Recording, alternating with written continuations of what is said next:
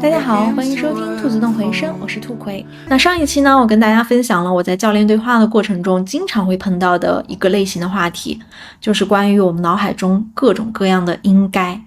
我应该要成为一个更好的人，我应该要过上怎样怎样的生活，我应该要成为一个好的母亲，我应该要赚很多很多的钱，等等等等。那我们每一个人的脑海里呢，其实都会有各种各样的应该，并且这个应该它是有各种各样的展现方式。那么这一期呢，我们就沿着上一期关于应该的这个话题聊一个姊妹篇，关于应该的其中一种特别强有力的展现方式，就是我们的内在批评者。就像我们每一个人脑海里面都有各种各样的应该那其实我们每一个人心里呢，也都有一个内在批评者。那我们很多的这个应该呢，通常都会以内在批判者的形式出现。那这个内在批判者，它是7×24小时，无死角监控你的一举一动，你的每一个细碎的想法，他都看在眼里，所以它是一种无孔不入的监控状态。就比如说有时候你可能在工作里面刚刚完成了一个很重要的项目，然后大家都对你很满意很开心，那这个时候呢，你的心里面可能有一个声音就冒出来，悄悄在对你说，哎呀，你这不算什么，这次是幸运啦，你下次就没有这么好运了。这个时候呢，就明明是一个很开心的时刻，但是你就会深深的被这种焦虑还有那种质疑的声音把你的那种情绪给你拖下来。就好像不管你做的再好，这个挑剔的声音它总是能找到一丝丝让你不太心安的地方，就比如说你这个地方还可以做得更好之类的。并且呢，这种内在批判者它不仅仅是在这种比如说重要的项目这样一些很大的事情上出现，甚至在一些很小的事情上它也会常常出现。就比如说有时候你可能会想要去尝试做一些改变，让自己更加的有行动力，或者说去追逐一些想要的目标，那这个时候呢，你就会开始拖延。那这个拖延其实可能并不是因为这个事情本身很难我经常听到很多朋友跟我抱怨说，其实我的工作没有很难，我的工作要认真做起来的话1-2小时就完成了，但是我却深深的拖了1周2周，就非要等到那个 deadline 那一刻才能够把它完成。那这个时候发生了什么呢？其实很多时候都是当你在做这件事情的时候，就并不是因为这个事儿很难，而是你的内在批评者他悄悄的冒出来，然后问你如果做得不好该怎么办？别人会怎么看你？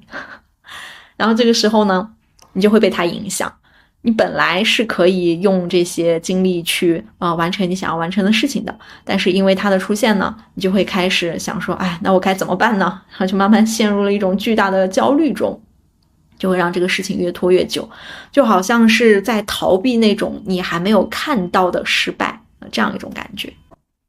还有的时候呢，在社交场合里面也是经常会出现这样的情况就是大家会不会跟朋友聚完会或者说参加一些新的认识新的人的这样一些社交场合，回家之后呢，你会反复的在心里面想我刚刚那句话是不是说错了？那句话是不是有点冒犯？刚刚那个人的表情是不是对我不太满意？哎呀，刚刚的气氛好像有点不太好，我刚刚应该怎样怎样？你是不是会有很多这种没有太多必要的自我反思？就明明其实刚刚是一个还挺欢快或者说还挺活跃的这样子一个气氛，但是你的脑海里面就全部都是那些自我审视的部分，就好像没有办法让你享受到当时的那种社交的快乐了。很多内向的朋友在社交的场合里面都会有类似这样子的一些困惑。那更常见的其实就是关于完美主义。其实大部分的完美主义者呢，背后都有一个内在批判者的声音。每一次你想要做点什么的时候，那个声音就会开始说你还没准备好，不要着急。然后呢，你就会跟那个声音一起在等待所谓的最好的时机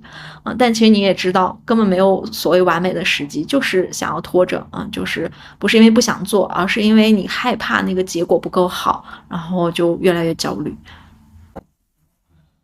所以说这个内在批判者就特别的崩溃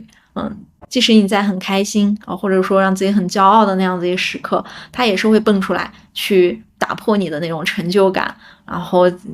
再默默的跟你说，哎呀，你现在不算什么啦，你还可以做得更好，你还可以更厉害，你不要骄傲。然后你就不管怎么努力，好像就总觉得自己还不够啊，没有办法心安理得的去享受当下的成果，去感受当下的这种喜悦的情绪。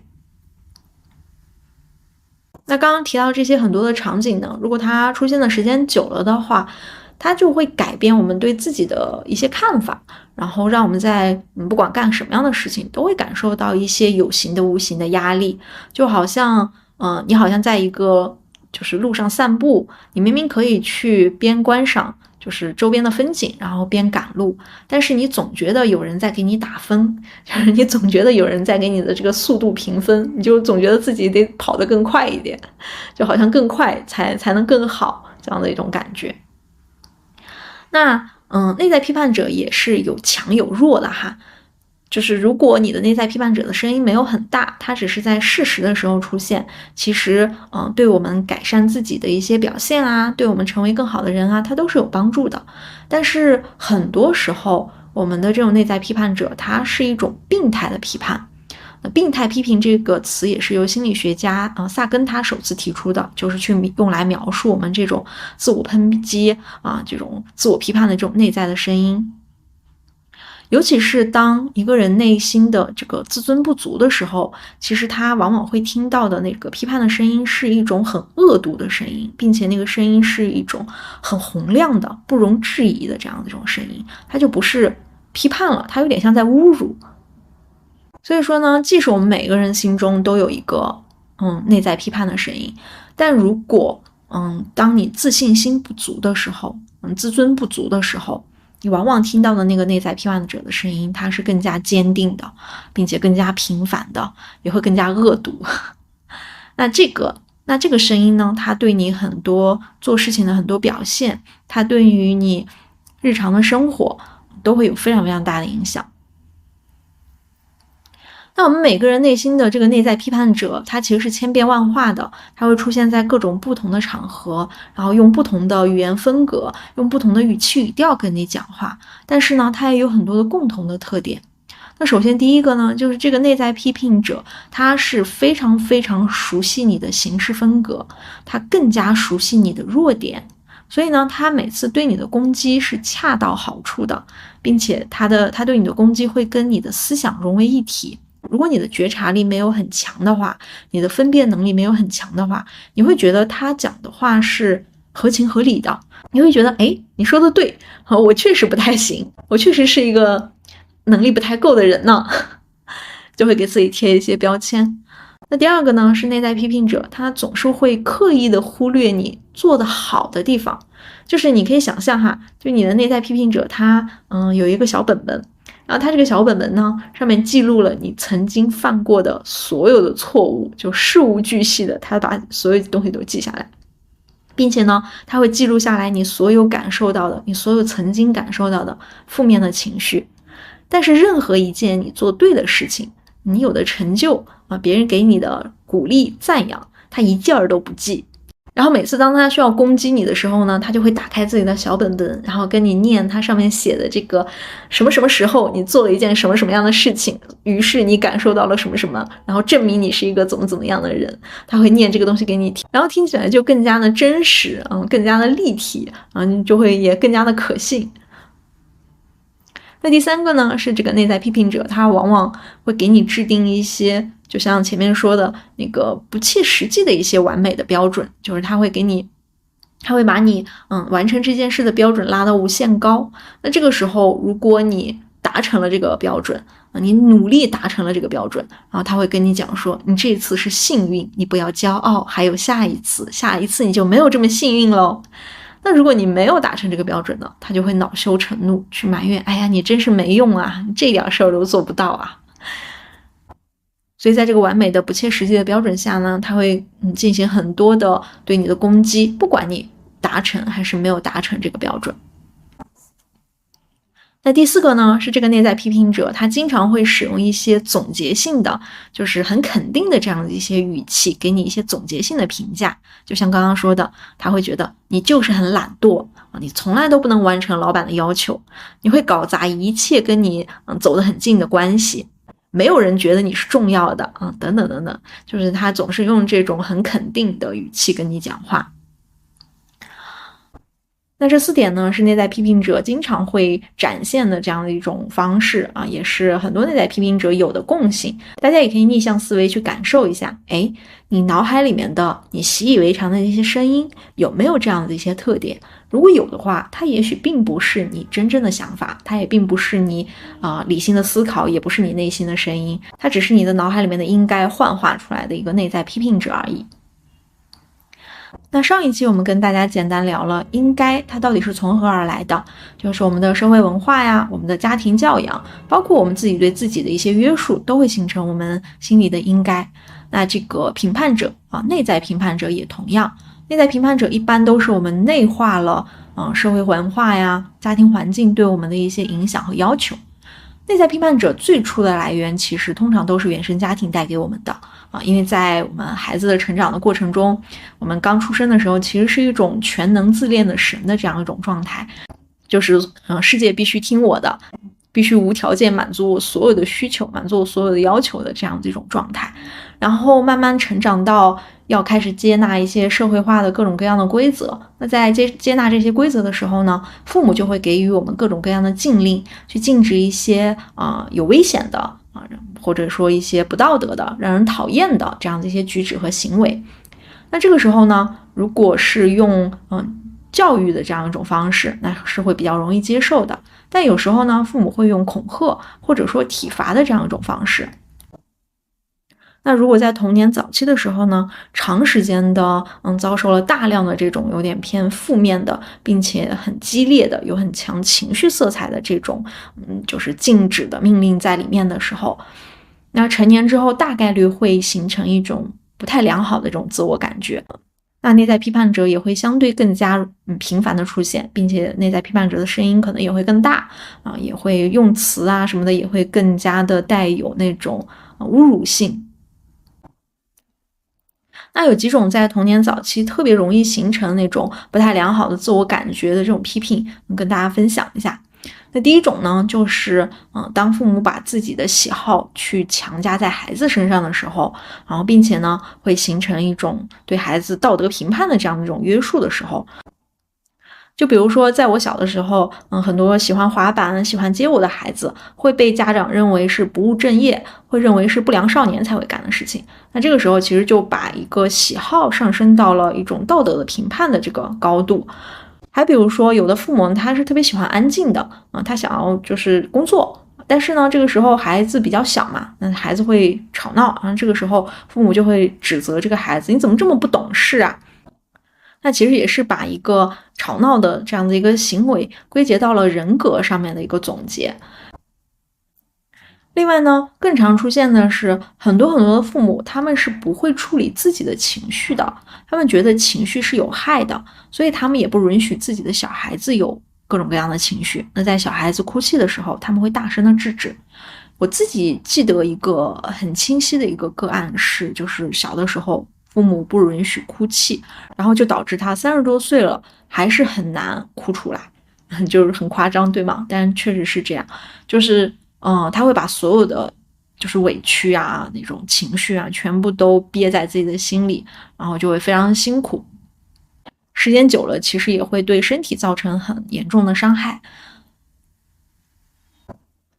另外呢，有时候孩子会做出一些错误的行为就比如说把碗给砸了，然后或者干了一些坏事之类的。那这个时候呢，家长有时候会去指责这个孩子，说他是就是愚笨的，就是很笨，或者说很自私。我还听过一个就至今也让我觉得很难受的这么一个故事，就是有一个女孩她特别特别没有自信因为她从小的时候她妈妈就告诉她你很丑。因为他的妈妈自己有一些课题没有解决，他的妈妈自己有一些心理的关卡没有过去，然后他把这些所有的情绪都转嫁在了自己的女儿身上，然后他就觉得美的孩子、美的女生一定要长得怎样怎样怎样，那你没有这些标准，你就是丑陋的。所以他就是总是逼着自己的女儿去整容，我真的难以理解。上面说的这些所有的指责呢，如果在小的时候仅仅出现一两三次，就是仅仅出现几次，并且也不是特别强烈的那种冲突的话，其实大概率是会被小孩子遗忘的。但如果这个指责的频率它特别的高，它经常会出现，那这个时候呢，孩子在无意识的时候就会把这些指责去内化成自己对自己的评价，其实某种程度上也就变成了这个内在批判者的一种养料。那这个内在批判者他获得了这种养料之后，他以后会幻化出各种各样的指责的方式就不仅仅是他小时候接受到的这些指责，他也会在其他的各种各样的领域里面去编各种各样的这种话术去指责这个孩子。另外呢，还有两种情况是特别容易让孩子形成这种很不好的自我感觉的这种批评。一种就是当父母对孩子的要求是有一些双标存在的时候，就比如说很多父母要求小孩不要讲脏话，但是他自己却把脏话挂在嘴边。还有的小孩要求自己的孩子不要抽烟，但是他的父亲却一根一根在这边冒。还有的时候呢，父母针对同一种行为，有时候是禁止的，有时候是允许的。那这种变幻莫测的这种约束，就会让孩子有一种不知所措的感觉，就不知道我到底是可以还是不可以是只有我不行，你可以，还是怎么地？因为小孩子是没有那么复杂的逻辑思维的，所以他解释不了这个东西，他就会把这种变幻莫测的这种规则去归咎于一个结果，就是说这个行为不是有问题的错的不是这个行为，错的是我这个人，就是我这个人不行，我这个人不够好，所以才会有这样子的一些约束和责骂在里面。那另外一点呢，就是当父母把自己强烈的一些情绪去加到孩子身上，把孩子当成自己的一个泄愤工具的时候，那这个时候父母的那个指责是格外有力量的。那这种格外有力量的指责，它有时候是没有逻辑的，它纯粹就是一种情绪的宣泄。那这种情绪的宣泄其实也是会被孩子记在心里，然后在成年之后呢，他感受到的很多被指责的这种语句里面，其实都带有浓烈的情绪在里面。就像很多时候我们在职场里面会观察到一些现象，就有些人是没有办法接受批评的，没有办法接受指责的为什么呢？有可能他在小的时候他接受到的指责里面是饱含着浓烈的强烈的情绪的，那当他在就是成年之后，这个东西不是这种感受不是消失了，这种能量它还储存在那里，还在那里。当他再次接受到指责的时候呢，即使这个指责它原本是比较平缓的，可能只是需要改正一个错误什么的，但是他内在批判者他汲取了这个养料之后呢，他可不会放过就是这个宿主，他会把这些以前记得的这些情绪跟当前的这个事件结合起来，对自己进行一个非常深刻的一个打击。这也是为什么好像有一些人他看起来总是没有办法主动承担一丢丢的过错，就是有一种防御机制过度的这种感觉，好像收到一点点的指责，然后就会疯狂的往外推卸责任。也许他的内在批判者的这个机制有点过于的强大。所以呢，总结一下，如果一个人在他童年早期经历过就是这种父母极端的高频的指责，尤其是那种双标的指责，饱含情绪的指责，那这种情况下就会让这个孩子形成很多不良的自我感觉，并且这些所有的指责都会变成内在批判者形成的最初的一个根源。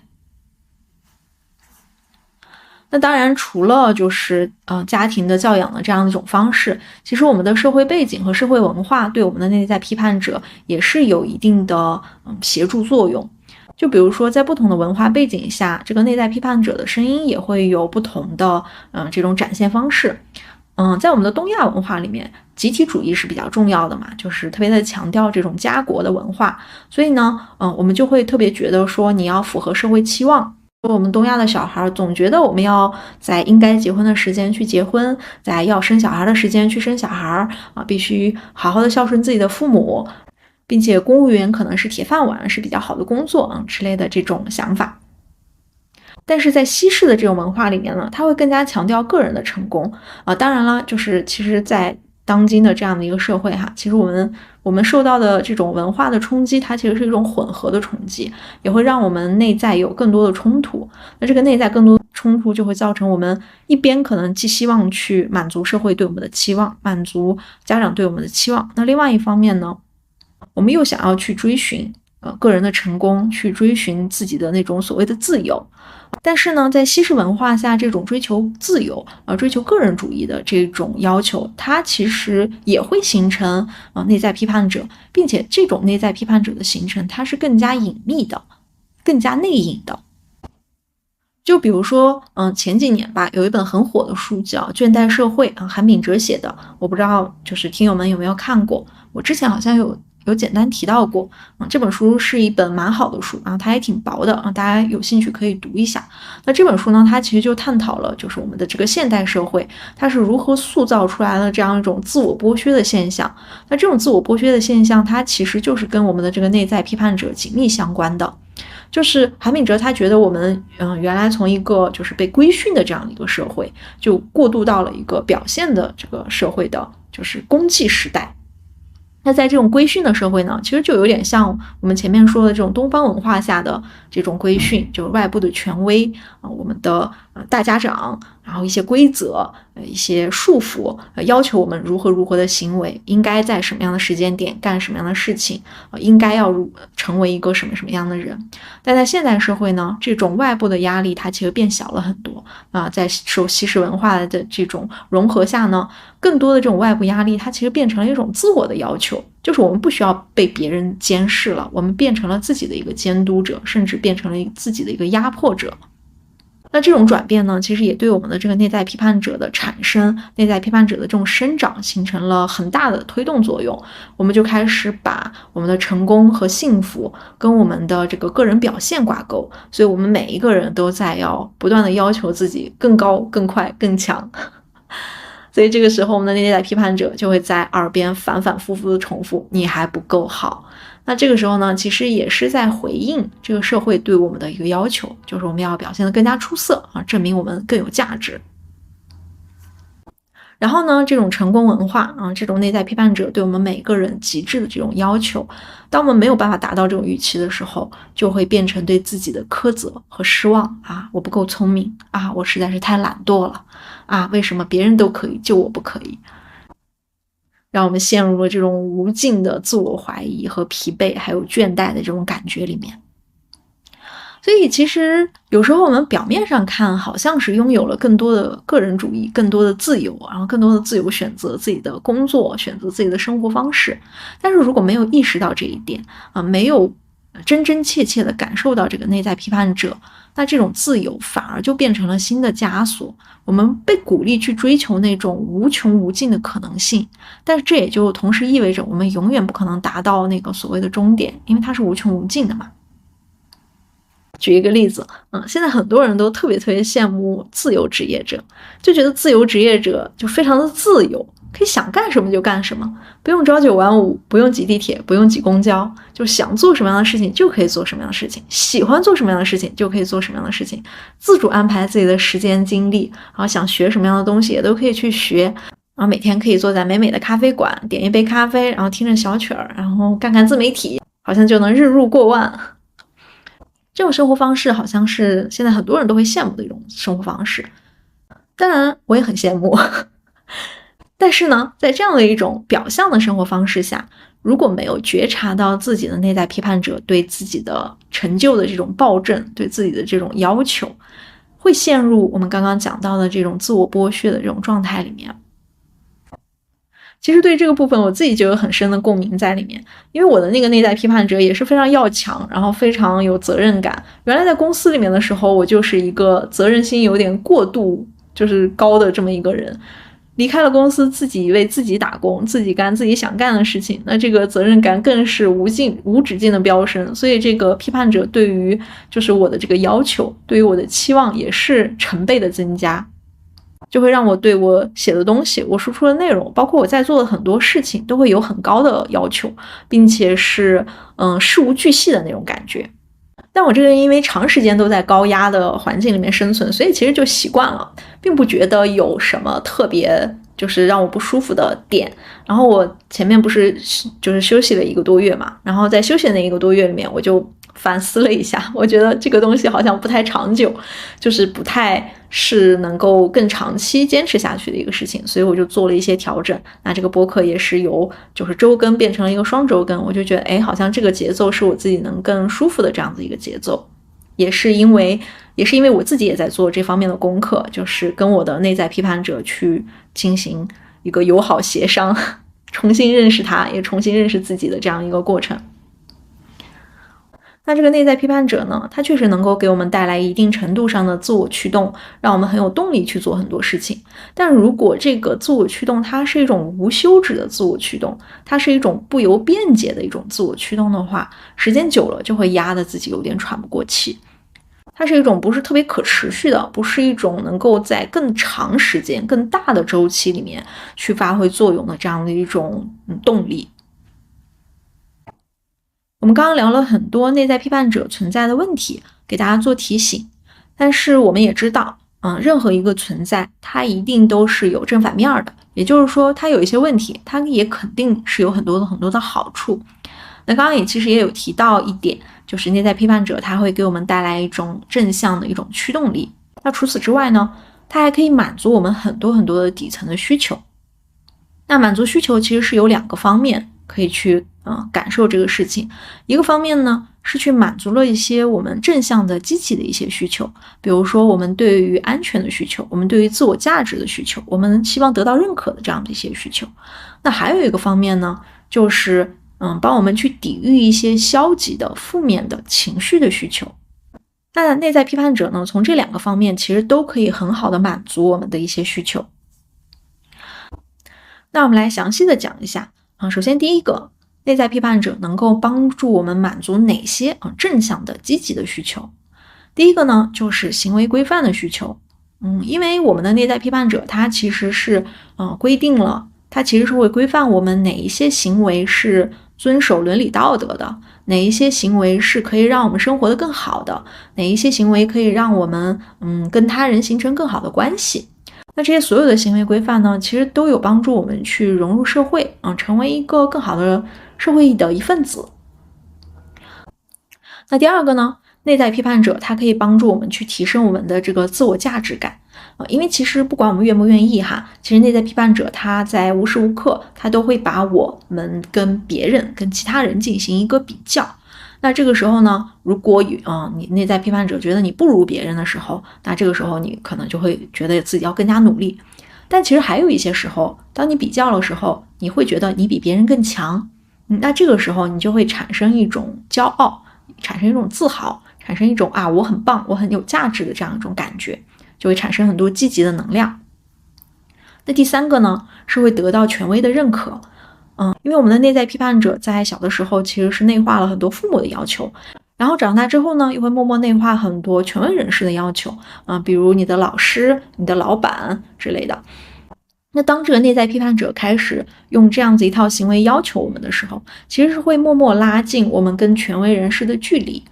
这种拉近的距离会让我们觉得有安全感，有一种被接纳、被喜欢的这种感觉因为大家的就是这种认知，大家对我的这个看法是一致的，那这个时候就有一种被接纳的感觉。那第四个呢，是最显而易见的，就是这个内在批评者呢，会通过唤醒我们的这个恐惧，短时间呢去提升我们的战斗力，然后让我们在这种就是肾上腺素飙升的这种状态下去完成更多的任务。这个时候呢，就会更加容易获得更大的成就感。所以总结一下呢，我们的这个内在批判者，它可以帮助我们满足很多正向的、积极的这样的一些需求比如说帮助我们规范行为让我们跟这个社会、跟他人建立起来良好的关系。帮我们提升自我的价值感帮我们跟权威就是一致获得就是有安全感、有归属感、被接纳和喜爱，然后还可以帮我们获得更多的成就感。那除了这些之外呢，内在批判者还可以帮助我们去减少一些负面的、消极的情绪。这个地方就比较有意思了，也是比较隐蔽的一种需求。就比如说，当你对自我价值怀疑的时候，你觉得我好像没什么用我怎么这点事儿都做不好？这个时候呢，批判者就会帮你制定一系列完美的高标准，你必须又好看、又聪明、又贤惠，还富有。当他制定了这个标准之后呢，这个标准你未必会达成，但是呢，你有了奋斗的目标。当你有了目标之后，你会短暂的停止自卑，你就会相信只要我严格要求自己，只要我就是自律更自由，只要我更加自律，一切皆有可能。这个时候你就会减轻对自我价值的那种怀疑感。第二个呢，是减轻你对失败的焦虑和恐惧。前面我们也有提到就是这个内在批判者他会找很多很多你还没有准备好迎接新挑战的各种各样的证据，他会让你拒绝改变，他会让你拒绝内心真实的渴望，然后以避免你踏出这一步之后就是面对未来的那种不确定会出现一些焦虑恐惧这样的一些情绪。所以他会短期的能够帮助你降低这种对失败的焦虑和恐惧的感觉。第三个呢，是内在批判者，他一般都会在你有了一个就是你的努力有了真正的结果之前，他会先有一个预判，通常这个预判是一个很差的结果，然后当如果你的结果真的不好的时候，那个时候你就不会感觉太难受，因为你已经预设自己会失败，对吗？就其实我们会发现很多人都会有这样子的行为，他会在这个努力的成果还没有出来之前，他就会对自己说这次没发挥好这次失败了。然后等到这个结果真的不如预期的时候真的没有成功的时候，他会没有那么的就是受到打击，或者说没有那么的感受到被伤害的那种感觉。他会说我前面已经说了我是一个失败的人，你们不能要求我再去努力做什么了，有这样的一种避免伤害的一种感觉。那第四个呢，就是这个内在批判者可以让我们避免对其他人去释放愤怒的情绪。这很有意思因为内心有很强大的内在批判者的存在，通常都是缺乏自尊的人。那缺乏自尊的人呢，当他们对他人产生愤怒情绪的时候，他们是没有办法去释放掉这种愤怒情绪的因为就是觉得自己低人一等嘛，他没有办法向自己更高的存在去释放掉这种愤怒的情绪。那这个时候呢，内在批判者会帮助他把这个愤怒转而攻击自己。这个时候就避免掉了向他人表达愤怒的这样子一个行为，就避免了社交上面的一个冲突。是不是有一种伤敌100自损8000的感觉？那第五种呢，就是这个内在批判者他会帮助自己去对抗这个负罪感还有挫败感。就比如当我们做错一些事情的时候，或者说获得一些失败的时候就是那种负罪感那种挫败感就会油然而生。这个时候内在批判者呢，他会启动一种自我惩罚的模式，通过贬低甚至辱骂自己的方式去降低这种负面的这种感受，然后减少自己接下来的这种紧张的这种感觉。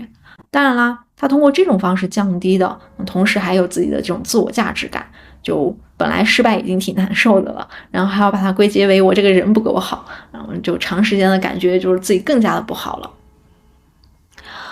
所以总结一下，就是这个内在批判者他可以满足我们很多很多种需求，它可以满足我们一些正面的积极的需求，它也可以帮助我们去减少这些负面的消极的一些情绪。但是不管是正面的还是负面的这些满足其实都是非常短暂的。批评者在帮我们满足这些需求的同时呢，他也会同时去打击我们的自尊心。那之后无论我们多么努力变得多么优秀，我们都没有办法对自己感到满意。就好像我之前用过的一个比喻，就是在跑一个没有终点的马拉松，就是你总是在跑，好不容易跑到终点，总有一双无形的大手会把那个终点的那个标识再移到更远的地方，然后你又要跑，然后等你快跑到的时候呢，他又要把那个终点然后再移到更远的地方，就你的一生好像一直都在追逐着一个没有办法达到的目标。那么问题来了，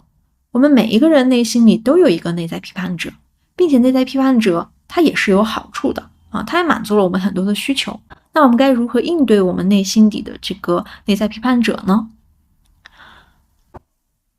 首先第一步，任何跟自我探索相关的话题，解决的第一步永远都是自我觉察。因为如果我们没有觉察到，我们就根本不可能获得一丁点的改变。所以第一步呢，就是去觉察，去识别我们的这个内在批判者的存在。那前面也跟大家说了每个人的内在批判者他其实都有不同的声音，他会在不同的时间点冒出来，因为他特别的了解你。但是大体上而言呢，他们都有一些共性，比如说他会跟你的思想融为一体让你觉得他的这个评论是合情合理的另外呢，他会总是记得你做错的，但从来都不记得你做对的，记得你做好的。他还会给你制定很多完美的不切实际的标准。另外他总是会用一些肯定性的那种总结性的话跟你讲，就是你一定会怎样怎样，你从来都是怎样怎样，你就是怎样怎样。那我们可以通过这样子一些特点去识别出来，你的内在批判者通常情况下都会在什么样的时间点出现，他会用什么样子的语气跟你讲什么样子的话。你可以通过写日记记录的这样的一种方式，你也可以通过回顾，就是去回顾你过去经常出现的这样的一种方式去识别去记录。另外呢，在这个基础之上，你还可以更多的去做一些形象化的一些处理。比如说你可以感受一下你的这个内在批判者他出现的时候通常都是用什么样的语气和语调，用什么样的声音在跟你讲话。这个部分可能自己做起来会比较难因为我们很多人的这个想象力和这个感受力其实在生活中的时候是会被怎么讲，就是被束缚住的这样一种状态，一个人的话可能会稍微有一些难。那大家如果愿意深入探索的话呢，也欢迎联系我，我愿意陪你一起深度去探索一下你的这个内在批判者到底是什么样子的。那当我们很清晰的看到很清晰的觉知到你这个内在批判者的存在之后呢，第二步我们就是要去识别你的这个内在批判者满足了你怎样的需求。我们刚刚跟大家罗列了一些正向的或者负向的一些需求，他们都是有可能你的内在批判者在暗搓搓的帮你满足的一些需求。你可以去识别一下他帮你满足了哪一些的需求，因为只有识别到这个，你才可以跟他去进行讨论。你可以跟他讨论什么呢？为了满足这项需求，我付出了怎样的代价？通常我们为了满足一些短暂的让自我感觉良好的需求，我们丧失掉的是更长期的更大周期的对自己的信心，对自我价值的看见。那这个时候呢，你就可以跟你的那个内在批判者去讨论这件事情。我们满足了这些需求，但是我们同时丧失的是什么？我们同时失去的是什么？我们付出的代价是什么？当你看清了这样一些成本和收益之后呢，就可以做出更明智的更清晰的这样一些选择，你的内在批判者也会没有那么的有力量了。接下来呢，你已经识别掉了你有这样的一个需求，你可以去找到一些其他的方式，更加健康的方式去满足自己的这个需求。这个时候你的内在批判者它自然而然的就失去用途了。或者呢，你短期可能没有办法解决这个问题你可能你的这个内在批判者还是觉得自己很有力量。这个时候你可以把他的语言转换成一种建议，就是不是你一定要怎样怎样，而是我建议你可以怎样怎样。这个感觉就有点像我们上一期跟大家分享，我不是我应该怎样怎样，是我选择怎样怎样，我可以怎样怎样。